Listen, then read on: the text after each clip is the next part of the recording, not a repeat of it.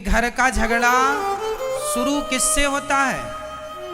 किसी के घर का झगड़ा स्त्री से शुरू होता है और किसी के घर का झगड़ा पुरुष से होता है। मैं केवल यहाँ दोनों को ये निवेदन करूँगा कि यदि पुरुष झगड़ा शुरू करता है तो जब आपको पता है कि मेरे पति की ओर से झगड़ा होता है तो फिर आप उस झगड़े की आग में घी क्यों डालती हो? आग तब ही भड़कती है जब उसमें घी हो। यदि घी नहीं होगा तो आग बुझ जाएगी। यदि पति आग लगा रहा है तो पत्नी को चुप रहना चाहिए। आप चुप रहेंगी, झगड़ा शुरू तो होगा पर आगे बढ़ेगा नहीं, खत्म हो जाएगा। और यदि स्त्री आग लगा रही है, स्त्री झगड़ा कर रही है, तो पुरुष को समझदारी का परिचय देना होगा, आपको चुप रहना होगा। यदि गृहस्थी को बचाना है तो दो में से एक को समझदार होना ही पड़ेगा। दोनों मूर्ख हुए तब तो गृहस्थी चल ही नहीं सकती। चलेगी बताइए? इसलिए दो में एक को समझदार होना चाहिए। इसलिए या स्त्री समझदारी का परिचय दे या पुरुष समझदारी का परिचय दे। ज्यादा बोलने से विवाद होता है। गृहस्थों में आप बहुत गंभीरता से विचार करेंगे तो आप इस नतीजे पर पहुंचेंगे कि ज्यादा बोलने से विवाद होता है। ज्यादा ना बोला करिए और रिश्तेदारों से भी ज्यादा बातें ना किया करिए। और एक चीज और बताऊं, पति और पत्नी दोनों को अपने घर का भेद कितना भी खासम खास हो, कोई हो, तुम्हारा अपना ही क्यों ना हो, घर के भेद कभी किसी से नहीं कहने चाहिए। घर की बातें, आजकल स्त्रियां पति पत्नी में जरा सा विवाद हुआ जाके पड़ोसन से कह आती हो, तुम तो कल पति पत्नी मिलके एक हो जाओगी, पर पड़ोसन को तो तुम्हारी औकात पता चल ही गई ना। वो तो सदा ताने, अरे हमसे ना ज्यादा झाड़ो, हम जानते तुम्हारे पति को, हम जानते हैं तुम्हें, तुमने क्योंकि बोल दिया था। सारे घरों में झगड़े होते हैं, हर घर में। इसका अर्थ ये नहीं कि तुम अपनी बातें जाके पड़ोसन से कह लोगी, रिश्तों में कह लोगी, किसी से ना कहा करो। अपनी घर की बातें, घर के आप लोग अपनी समझदारी से अपने रिश्तों को ठीक करिए। और तलाक देना और लेना ये किसी भी समस्या का समाधान नहीं। तलाक लेके क्या करोगे? माँ बाप के घर बैठोगी? बेटियों से मेरा सवाल है, तलाक लेके कहाँ जाओगी? अपनी मम्मी के घर बैठोगी कब तक? मम्मी जब तक जिंदा है तब तक तुम्हारा सम्मान है। माँ मर जाएगी फिर तुम्हारी भौजाई तुम्हें सम्मान करेगी? सम्मान भी देखो, एक दिन जाओ, 2 दिन जाओ तो सम्मान होता है। घर पे ही पड़े रहो किसी के तो सम्मान नहीं होता। बोलो हाँ या ना? साल में एक बार के लिए घर में भाभी आ जाए, भौजाई आ जाए, ननंद आ जाए तो भाभी भी सम्मान, आओ दीदी, आओ दीदी, आओ बहन। और 2-4 महीने के लिए बोल दे जाऊंगी नहीं तो टेंशन हो जाती, यहीं खाएगी अब। इसलिए मैया बाद में लड़ लेना अपनी भौजाई से। अभी सुन लो, केवल कुल मिला के बात यह है, मैं सारी यहाँ बेटियों से बात करना चाहता हूँ, बहुओं से। कई बार बहुएं अपनी माँ के कहने से अपने पति को छोड़ देती हैं। माँ ने कहा तेरी ससुराल अच्छी नहीं है, पति लड़ता रहता, आजा, हम जिंदा हैं, हम तेरा पेट भरेंगे। ये मम्मियों को पता नहीं कब अक्ल आएगी। बेटियां बताओ, आपसे सवाल है, बेटी अपने पति के साथ सुखी रह सकती है कि अपनी माँ के साथ? ज्यादा सुख उसे माँ दे सकती है या उसका पति? जोर से। एक स्त्री का माँ के साथ रहना उचित है या खुद के पति के साथ रहना जायज है? कहाँ रहना चाहिए? बोलो मेरी माँ। अरे सिर ना हिलाओ, बोलो मेरी माँ। किसके साथ? नहीं निकल रही आवाज। किसके साथ? मां के साथ, पति के साथ। हर स्त्री की भलाई पति के साथ रहने में है, ना कि मां के साथ रहने में। तुम पति को छोड़ के मां के साथ, तुम्हें ज्यादा अपनी मां की गर्मी है ना कि मेरी मां, मेरे मायके में तो सब कुछ है। हम कोई भीख थोड़ी मांगते थे, हम तो 56 भोग खाते थे। तो तुम्हें भी 56 भोग तब तक ही मिलेंगे जब तक मां जिंदा है। मां मर जाएगी, कुत्तों सी जिंदगी जीना पड़ेगा। हाँ या ना? फिर इसलिए अपनी भलाई चाहती हो तो अपने पति की बात मानो, अपनी मां की नहीं। जिन जिन बेटियों ने अपनी मां की बात मानी, शादी के बाद उनका घर उजड़ा है। शादी के बाद लड़की को अपने पति की बात माननी चाहिए। यदि अपने माँ बाप की बात मानेगी तो मैं लिख के दे दूंगा स्टाम्प पेपर में, जो लड़की अपने माँ बाप की बात मानेगी उसका घर कभी बस ही नहीं सकता, चाहे वो कितनी भी समझदार क्यों ना हो। माँ बाप के हिसाब से घरों में बाग नहीं लगेगा, आग लगेगी। इसका एक जीता जागता मैं उदाहरण दे सकता हूं आपको, कहो तो दे दूं? दे दूं? तो सुनो, ये कथा मैंने एक दिन सुनाई थी, पर इस मुद्दे पर नहीं सुनाई, इसलिए इस मुद्दे पर दोहरा देता हूं। महाभारत का युद्ध एक लड़की के पिता के कारण हुआ है। कौन है वो लड़की और कौन है वो पिता? सुन लो। महाराज शांतनु मत्स्यगंधा पर मोहित हो गए।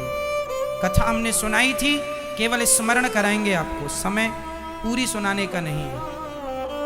केवल इतिहास से हम आपका परिचय कराएंगे कि जिस लड़की ने अपने माँ बाप की बात मानी उसके जीवन में परिणाम क्या हुआ। महाभारत की जननी कौन है, आज मैं आपको स्पष्ट कर देता हूं। भीष्म पितामह गंगा पुत्र हो चुके थे। शांतनु का एक बेटा था, 14 साल की उम्र थी। भीष्म पितामह की उम्र कितनी थी? 14 साल का छोरा था भीष्म पितामह की उम्र। ये गंगा पुत्र थे। शांतनु गंगा जा चुकी थी, अपनी पत्नी के वियोग में ये तड़पते थे। एक दिन एक महिला इन्हें मिल गई, बड़ी सुंदर थी, उनसे विवाह करने का मन हुआ। उसका नाम था सत्यवती। मत्स्यगंधा भी कहते हैं, योजन गंधा भी कहते हैं। कई योजन तक उनके शरीर से खुशबू निकलती है, इसलिए योजन गंधा भी कहते हैं। ठीक है, मछली की गंध आती थी इसलिए मत्स्यगंधा भी कहते हैं। सत्यवती नाम है। सत्यवती एक केवट की बेटी थी, कथा हमने उस दिन विस्तार से सुनाई थी। तो केवट मतलब लड़की का बाप। चलो, अब लड़की का बाप चला हस्तिनापुर। हस्तिनापुर में महाराज शांतनु राजा थे। शांतनु तो अंदर थे। भेंट हो गई भीष्म पितामह से। उस समय भीष्म पितामह की उम्र कितनी थी? 14 साल के बच्चे से भेंट हो गई। तो जो लड़की का पिता मतलब मत्स्यगंधा का, सत्यवती के पिता जो केवट थे, उन्होंने कहा, एक लड़की के बाप की दास्ता कह रहा हूं। उस व्यक्ति ने कहा, लड़की के पिता ने कहा कि कहो कुमार, राजकुमार, तुम्हारे पिता का दिल मेरी बेटी में आया है, शादी करना चाहते हैं। तो राजकुमार ने कहा, भीष्म पितामह ने कहा, जब मेरे पिता का निर्णय है और आपका निर्णय है तो आप देख लो। तो लड़की के पिता ने कहा कि मैं शादी तो कर दूंगा, पर मेरी बेटी तो इस घर में नौकरानी बन के रहेगी। क्यों? क्यों नौकरानी बनेगी? भीष्म पितामह ने पूछा। तो लड़की के पिता ने कहा, आप तो राजा के पहले बेटे हो, राजा तो आप ही बनोगे, और हमारी बेटी का जो बेटा होगा उसकी तो कोई पूछ नहीं होगी। तो भीष्म पितामह ने तुरंत प्रतिज्ञा की, मेरे पिता की खुशी यदि इस महिला से है तो मैं आपको वचन देता हूं कि मैं कभी विवाह नहीं करूंगा, मैं कभी विवाह नहीं करूंगा और इस गद्दी पर आपकी बेटी से उत्पन्न हुआ बेटा ही बैठेगा। ये देवताओं को साक्षी मानकर 14 साल के बेटे ने प्रतिज्ञा कर ली। इसी का नाम है भीष्म प्रतिज्ञा। अब सुनो, सत्यवती के बेटे हुए, उनके कोई संतान नहीं हुई। फिर संतानें व्यास जी के द्वारा हुई। धृतराष्ट्र, पांडु धृतराष्ट्र बैठे सत्ता पे और धृतराष्ट्र को पुत्र। यदि भीष्म पितामह उस गद्दी पर बैठते तो महाभारत का कभी युद्ध होता? हमेशा लड़की के माता पिता अपनी बेटी का भविष्य बनाने के चक्कर में वो ये भूल जाते हैं कि इनके ससुराल में किसकी हानि हो रही है, किसका भला हो रहा। वो केवल अपनी बेटी का भला देखते हैं। और तुम बेटियों को अपने पति का भला सोचना चाहिए कि आपके पति का जिसमें भला हो, आपका जिसमें भला हो, वो निर्णय आपको लो। क्योंकि ससुराल पक्ष जो मायका पक्ष होता है वो हमेशा एक ही तरफ से वो निर्णय देंगे जिसमें केवल आपकी भलाई है। यदि उस लड़की के पिता ने ये देखा होता कि राज्य की भलाई किसमें है तो वो ये कभी संकल्प ना दिलाते, पर भीष्म पितामह राजा बनते। और भीष्म पितामह राजा बनते तो महाभारत जैसी स्थिति कभी उत्पन्न ना होती।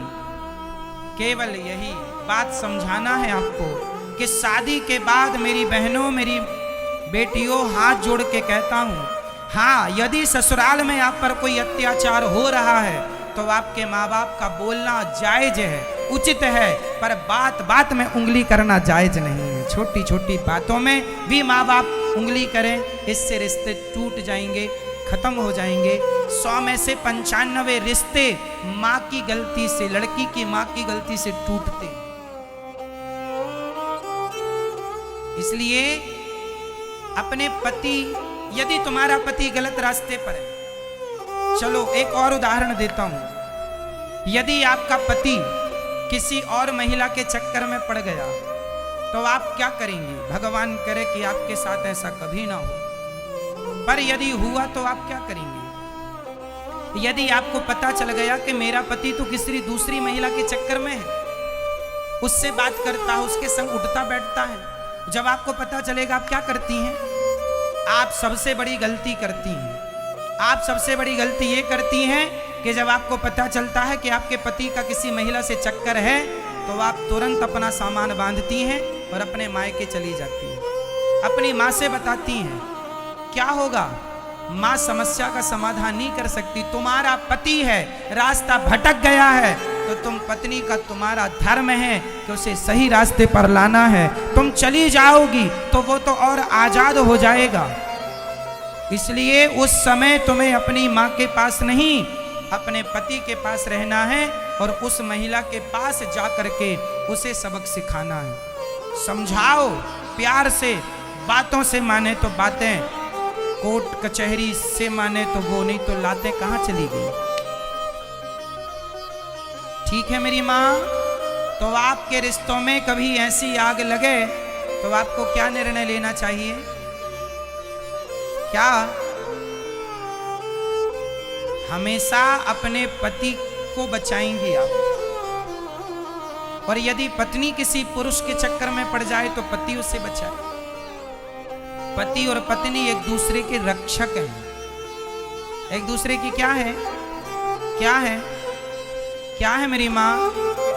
पूरक, रक्षक। इसलिए कभी आपका पति एक तो रास्ता ना भटके, यही अच्छा है, पर रास्ता भटके तो आप तुरंत अपने पति कुछ भी कहे पर आपको उस महिला को सबक सिखाना चाहिए। यदि हर स्त्री अपने पति के लिए उन महिलाओं को सबक सिखाने लगी तो समाज की महिलाएं डर जाएंगी कि यदि हमने इसका घर बिगाड़ा तो हमारी बदनामी होगी, जमाना हमें क्या कहेगा। आप तो गलती ये करती हैं कि आप उठाए झोला मायके चली गई, यहाँ पति उसके संग मौज करता रहा और तुमने तलाक ले लिया, तलाक लेके घर बैठ गई। इससे तुम्हें क्या मिला?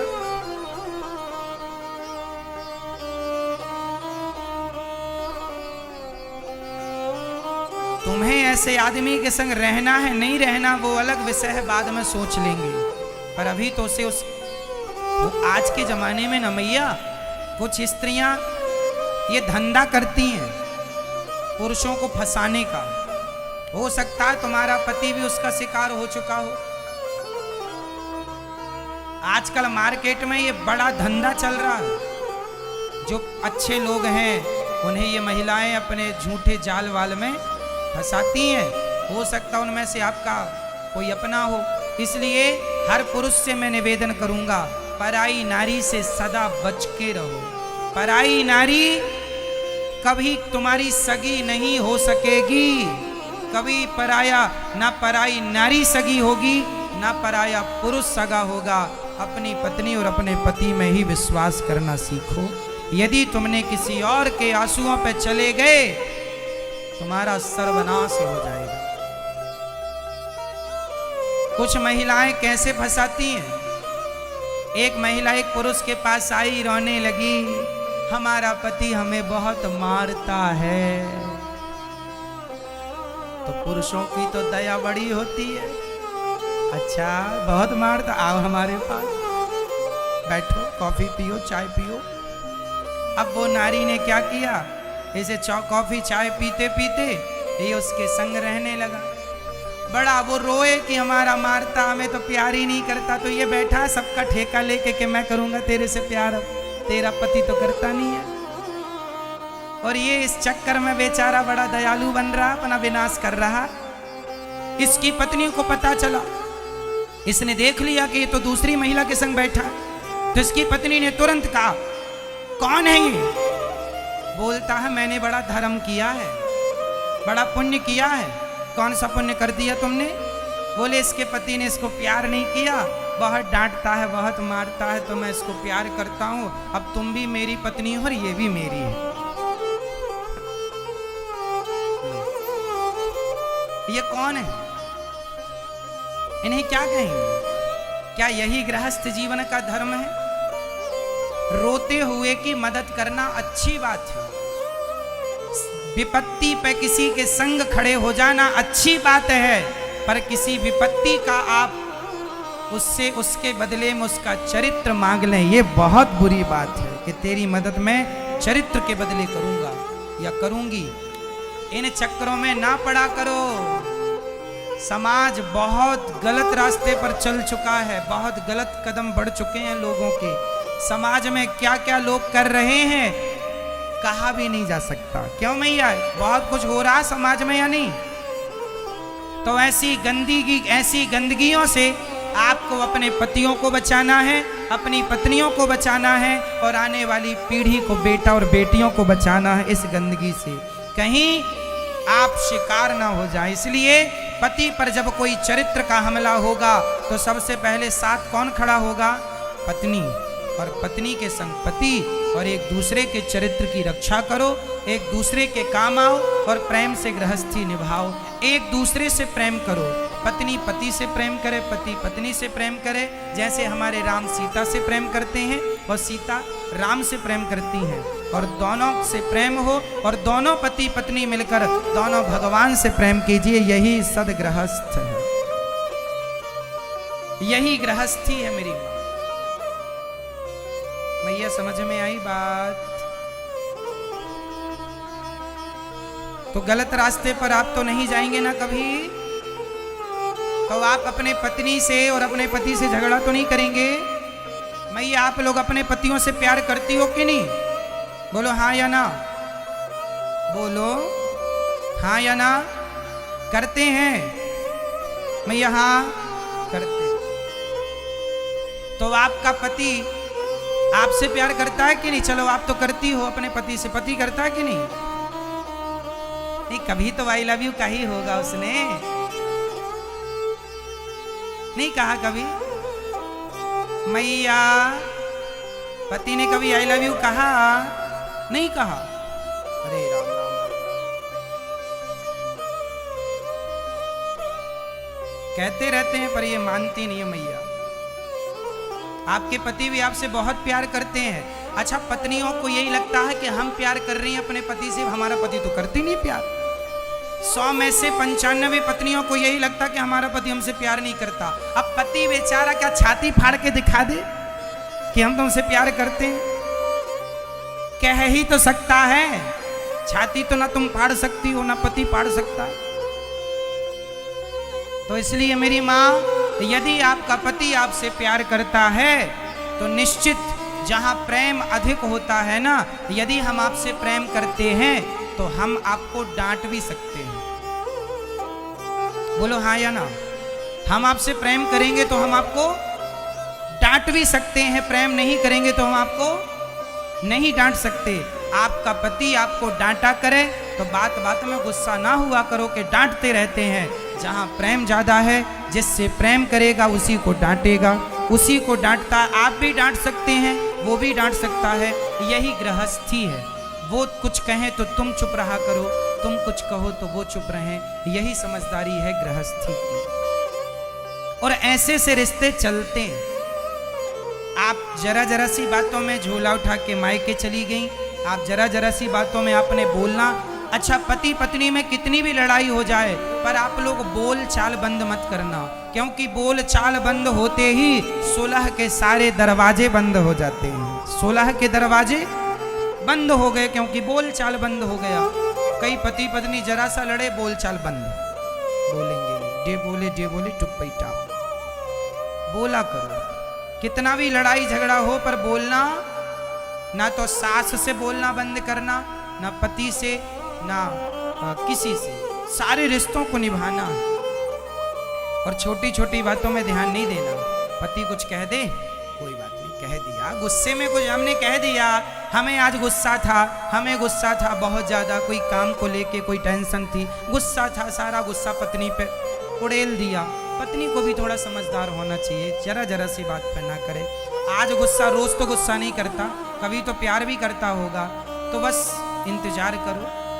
हर समय सूर्य गर्म नहीं होता, शाम को ठंडा हो जाता, सुबह भी ठंडा होता, बस दोपहर में गर्म रहता। तो दोपहर में आप लोग भी सड़क में नहीं निकलते, घर में रहते हैं। तो जब पति गर्म है, माइंड गर्म है, खोपड़ी गर्म है, थोड़ा आप दूर रहो, अपने कमरे में घुसे रहो, वो जो करे करने दो, चिल्लाए चीखे जो करे, थोड़ा शांत होने दो माहौल, फिर तुम बात कर लेना। अब वो गर्म है, वो गालियां दे रहा और आपने भी शुरू कर दी, मैं जा रही हूं अच्छा मायके, रह लेना मेरे बिना। ऐसे में तो आग लगेगी, कभी बुझेगी नहीं। मैया, हम गलत कह रहे हैं क्या मेरी माँ? नहीं, तो फिर आप करोगी ना, जो बात कह रहे हैं उसका पालन करोगी ना? ठीक है। तो पति कुछ बोलेंगे तो आप क्या करेंगी? डे बोले हम चुप्पी टाप रहेंगे। चुप्पी टाप रहना मेरी माँ। ये मैया से पूछो क्या रहेंगी ये? चुप्पी टाप रहना मेरी माँ। और पतियों से प्रार्थना है कि नारियों का सम्मान किया करो। यदि आपकी पत्नी आपको परमेश्वर मानती है, भगवान मानती है, तो पुरुष का भी कर्तव्य है कि वो अपनी नारी को हमेशा लक्ष्मी मान के उसका सम्मान करे, देवी मान के उसका आदर करे, और कभी अपनी पत्नी के लिए अपशब्द ना कहे, उसे गालियां ना दे। ये पति की समझदारी है। हर पुरुष को चाहिए कि वो नारी जात का सम्मान करे। हर नारी को चाहिए पुरुष का आदर करे। बस प्यार दो, सम्मान दो और सम्मान लो। ठीक है मेरी माँ? चलो, तो भगवान गोपियों को समझाते हैं पति की सेवा करना है और पति के साथ रहना है सारी जिंदगी, खुश रहना है, प्रसन्न रहना है। रिश्तों की अहमियत को समझो, रिश्तों को निभाओ।